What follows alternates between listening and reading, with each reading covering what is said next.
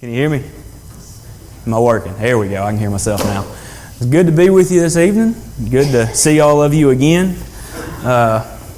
Y'all can't really see it, but there is a nice new screen right here, so I can see what's up there right here, and it is very helpful. I would like to start out by saying I had fully every intention of wearing a tie tonight, but when I packed my clothes to change into to speak tonight, I did not realize how fat I have gotten. And I literally cannot close this button. And it just doesn't look right. So trust me, you want me not wearing one, but you can blame my wife. She's making me get fatter and fatter.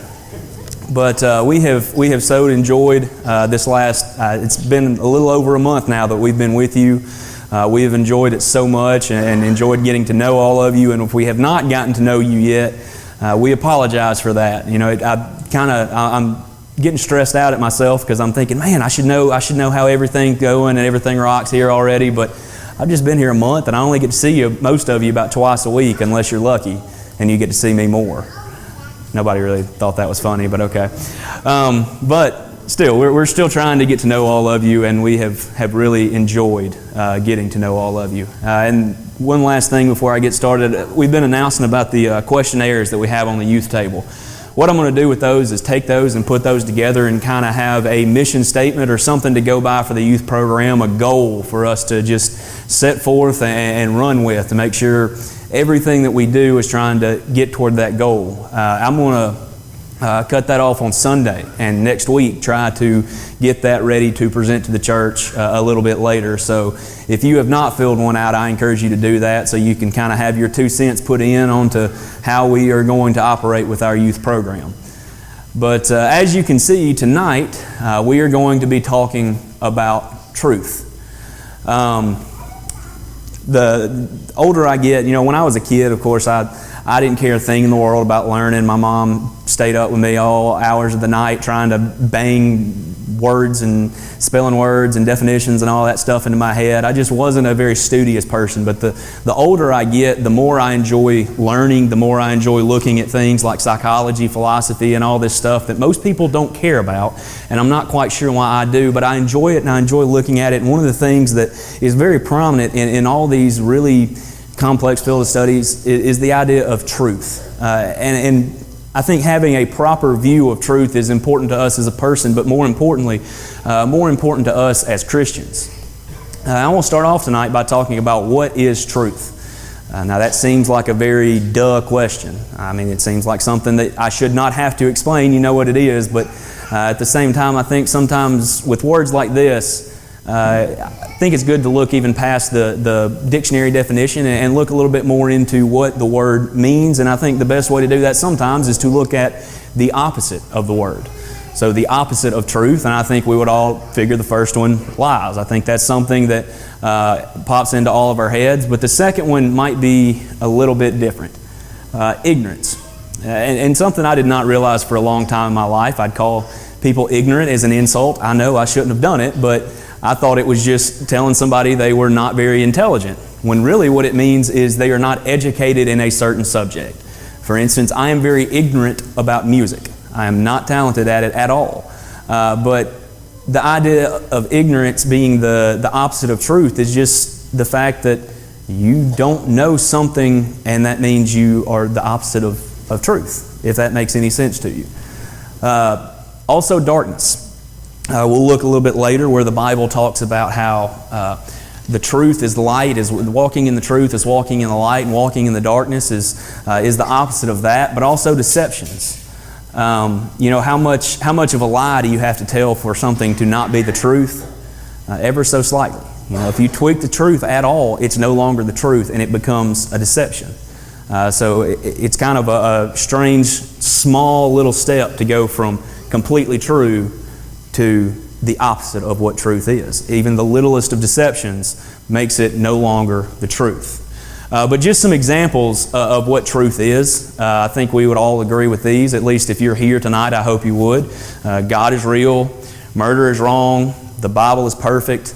These things are just very simple things that we can say, just, hey, here's the truth. Again, you know what truth is, but just to all start out on the same page. And like I said, truth and ignorance. A lot of times these two things are put against each other, are put into combat against each other because people don't have the information. I mean, you look at the American political landscape and how much of a debate there is on all these ridiculous topics that we look at in the church and we think, how does anyone think that this is right? Or how does anyone think that they should support things like abortion, for instance? A lot of times the reason is because of ignorance. If people knew what it really meant and knew what they were really doing, an unbelievable majority of people would completely change their opinion if they were educated on things like that. So the idea of truth versus ignorance is something that is very prevalent today in the world. And people may argue about things. They may argue about what the truth is. But a true exists and a false exists. For just about anything you want to look at, any aspect, any subject you want to look at, there is a truth and there is a false, even if we don't know what it is. Truth requires fact. I think a better way to put that phrase would be, truth has facts. So if there is a fundamental truth that we believe, I know I'm kind of talking very vaguely. I'm starting to drive home the point if you just bear with me, but truth has facts. When there is something that we know to be true, there are facts to back up that truth. But here is where things might get a little bit iffy. Even if we don't know the facts, they are true. And here's what I mean by that. There was a time in this world where everyone thought that the world was flat. That did not make the world any more round or any less round than it actually was or is. So even though we did not know, we had no empirical data, no facts to look at to show us that the world was round, that doesn't mean that the truth was not still that the world was round. And today there are still some things that we don't know. We fancy ourselves as, we live in 2018. We've discovered everything there is to discover, but no, there's still a lot that we don't know. And with those things that we don't know, there is a truth and there is a false. We might not have the facts to support either one of them, but that's the idea of truth being the opposite of ignorance. So, people look at certain things and think, you just have to believe on faith that they are this way. There are other people who look at things and say, you have to you have to be able to look at something, put your finger on it and say, I have empirical, undeniable proof that this is the truth, to be able to say that it is truth. I would kind of describe myself as that. So let me try to elaborate on that a little bit. You have some people who just say, I need to have faith that things are true. That's all it takes for me to say that things are true. We'll get into people who think that way a little bit more. And me and another group of people, you might say that I need to be able to prove what I think is true is true. And the reason that I bring this up is because a lot of people think that faith is no more than just a feeling. I have faith that God exists. We can't know it for certain. We can't see the truth, but I have faith that God exists. I disagree with that. I think we can know beyond a shadow of a doubt. I don't think that faith and facts are two things that are opposed to each other. I think they go hand in hand. And we could spend weeks and weeks and weeks talking about Christian evidences and things to prove that God exists. But I say all this to say that you're going to meet people in the world who think that faith and facts butt heads with each other. That you can't support the things that you believe in with facts. You can. I promise you can. And like I said, we don't have time to go into all of that tonight, but that's just a little maybe definition of truth. And now I'd like to talk about the war on truth that is going on in our world today. Because the more and more I see what's happening in the world, the more I see people hate the truth. And people are doing things to completely dismantle the truth every way that they can. And I'm going to get a little philosophical on you here, but this is something that you might not hear this word. We've talked about it in the high school class. You might not hear this word. You might not ever talk to anyone who knows what this word means, but you will undoubtedly see this idea come up in life. You will undoubtedly have people who come to you and talk to you thinking that this is the way the world works, and that is relativism. Belief that truth is relative. It varies from person to person. So it's the idea that the truth changes depending on the person that you are talking to. So what's true for you, that can be true for you, but I have a completely different truth that is entirely opposite to what you have. So, we both can be right, is basically what this comes down to. It's a way for everyone to be right. I've heard statements before like, I'd rather lose than win by cheating. Of course, I just think you don't want to win enough, but nobody either y'all tuned out listening to me, or y'all just really don't think I'm funny tonight. My wife's telling me I'm not, but I'd rather lose than win by cheating. Well, here I would rather be made to feel bad because I was wrong than somebody have to tell me that I'm right even though I'm wrong, if that makes sense. And that's what this is basically, is just helping people to feel like they are right even when they are wrong. So it's kind of the opposite of absolute truth. Talked a lot about opposites tonight, but you have relativism versus absolute truth. And absolute truth is something that you can put your finger on and say, this beyond a shadow of a doubt is the way that the world works. This is a truth. Those truths that we put on the board as an example, God is real, murder is wrong, the Bible is perfect, those are things that as Christians we believe is an absolute truth. There is no variation in them. They are facts. Relativism would say there is no such thing as those absolute truths. It would say that those absolute truths are just opinions that you hold. So in a nutshell, this is kind of the mission statement of relativism. There is absolutely no absolute truth. If you look at that statement long enough, you will see it contradicts itself. It took me a moment when I had a teacher write it on the board and say, can you see what's wrong? It took me a second to figure it out, because it is kind of one of those word games. But there is absolutely no absolute truth. If you were to make that statement, you are making an absolute right there. So I don't see anybody who's clicking here. I hope I'm explaining this well enough. But they say that there's not one single absolute truth in the world. If that was a true statement, it would be an absolute truth. It's kind of the oxymoron kind of thing. It can't be real. It's a paradox. So if this statement is to be believed true, they prove themselves wrong in their mission statement. There is absolutely truth. There are absolutely things that we can look at and we can know beyond a shadow of a doubt. The truth does not work two ways. It's either true or it is false. But there's such a war on truth now that everybody wants to be able to feel like they are right, and that they have their opinion.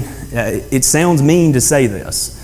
And this is kind of the idea of truth hurts, and it matters, and people don't like the truth because some people's opinions aren't going to be as relevant as other people's.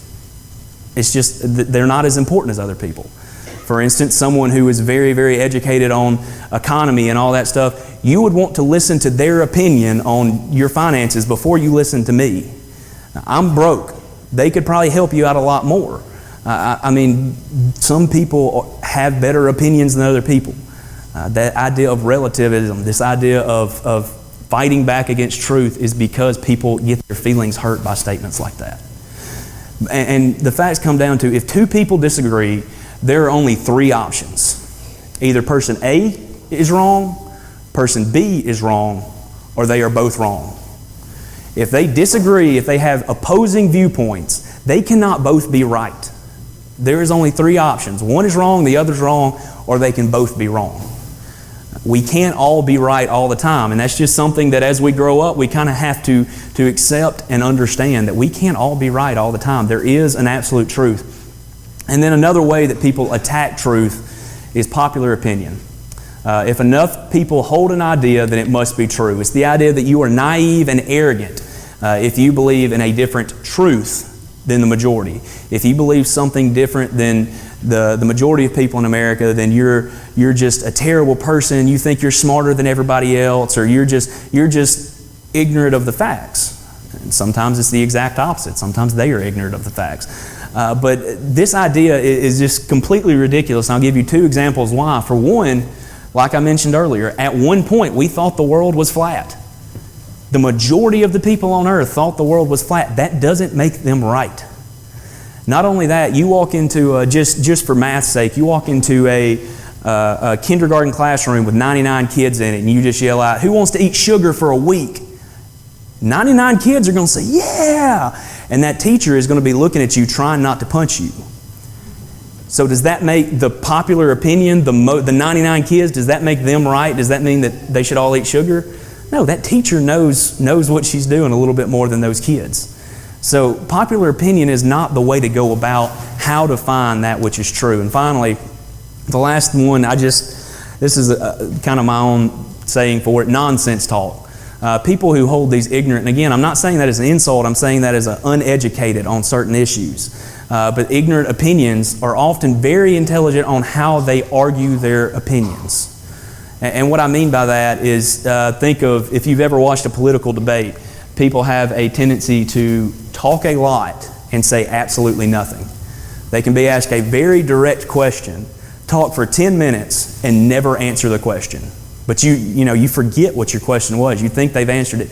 And a lot of people talk this way and talk around in circles. And some people know that they're doing it, some people don't. But either way, all of this is just a way to kind of chip away at the integrity of truth.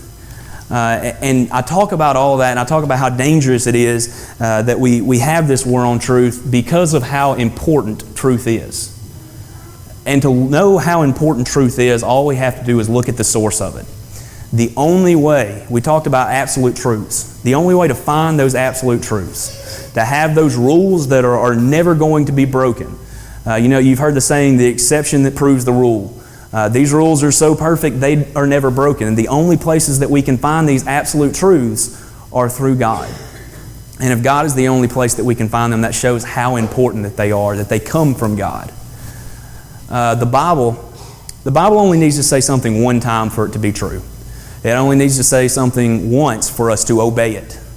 That being said, you would think if it says something over and over and over again, it's going to be very important. The Bible uses the word truth or some variation, true, truths, some variation of the word truth 472 times in the New King James Version. And it just so happens that 102 of those were in John, which is almost 22%. So John was somebody who cared very much about the word truth. Cared very much about the concept of truth. But you see how much truth is used in the Bible and how important it is to God. You see John 8:31 through 32. Then Jesus said to those Jews who believed in Him, "If you abide in my word, you are my disciples indeed, and you shall know the truth, and the truth shall make you free." Freedom is something that people fight wars over. It's something that people do a lot of crazy things for. And here Jesus tells His disciples, "If you abide in my word, and you shall know the truth, and the truth is what sets us free." Shows the importance of it. Philippians 4:8, "Finally, brethren, whatever things are true, whatever things are noble, whatever things are just, whatever things are pure, whatever things are lovely, whatever things are of good rapport, if there is any virtue and if there is anything praiseworthy, meditate on these things." So he says if anything is true, and then he goes on and lists a bunch of other compliments to these things. Meditate on these things. Focus on these things. It shows you how important, how much of a love we should have for the truth. If something is true, meditate on it. 3 John 4. "I have no greater joy than to hear that my children walk in truth." And like I said, 22% of the times truth is used in the Bible, it comes from this man. And he says no greater joy does he have than to hear that the people that he has helped become Christians are still walking in the truth. I think I might have skipped over a few there. But you look through these and you see how important truth is. You see that we are instructed by God to love the truth, to search for the truth, and to listen when it is spoken, meditate on it when we know it. We see just the unbelievable importance of it. But the thing is, we have to be open to it. It's so easy. We get stuck in our ways a lot of times. We get an idea stuck in our head. And one of the most amazing things when you talk to people who are evolutionists or some things like that, You present them with something that completely discredits their entire argument. And instead of them going, you know what, you're right, I'm going to completely change my argument and believe what I've been presented as true, they slightly tweak their argument. They change it ever so little bit so that it fixes the problem that you presented them with. They don't completely change their premise. They just slightly change it enough to where it's okay with the truths that they were just presented with. These people are not open to the truths, and so much of the time we are guilty of the exact same thing in maybe a lesser extent. But here you have three examples of people who are absolutely open to the truth. First, you have Paul in Acts 9, 22 and 26. Paul recounts the story of when he was converted. And you can very easily look at Paul and say, well, he had God come to him and speak to him and tell him that which is true. Yeah, but he still had to listen to it. He still had to hear it, except I am wrong, and change. Paul was going about persecuting Christians, and then he was told, no, they're doing what is right. You need to do what they are doing. You need to become a Christian. So he heard that. He was open to the truth, and he obeyed the truth. And then later on you have Lydia. And in verses 14 and 15 of chapter 16, now a certain woman named Lydia heard us. She was a seller of purple from the city of Thyatira who worshipped God. The Lord opened her heart to heed the things spoken by Paul. And when she and her household were baptized, she begged us, saying, if you have judged me to be faithful to the Lord, come to my house and stay. So she persuaded us. And I put this up here because this woman heard the truth. She heard Paul's preaching, and she was so struck by it because she knew it was true. And what's interesting here is it said she worshiped God. She was already worshiping God, but then she heard the things that Paul spoke. She had her ways, then she heard different ways. She heard that which is true. And she was able to put her ways aside and accept what is true. And I got to ask you, because this is something, in talking to people who grew up differently than I did, I'm very thankful that I grew up in the church because I'm stubborn. And I would not want to admit I'm wrong in any situation. So I'm very thankful that I grew up in the church and I grew up around that which is true. And in talking to people who might not have grown up in the same way, I could not fathom this truth that I believe, or this thing that I believe is true, that I have based my entire life around. Someone coming to me and saying, here, this is something that proves that what you believe is completely wrong. Here's the truth.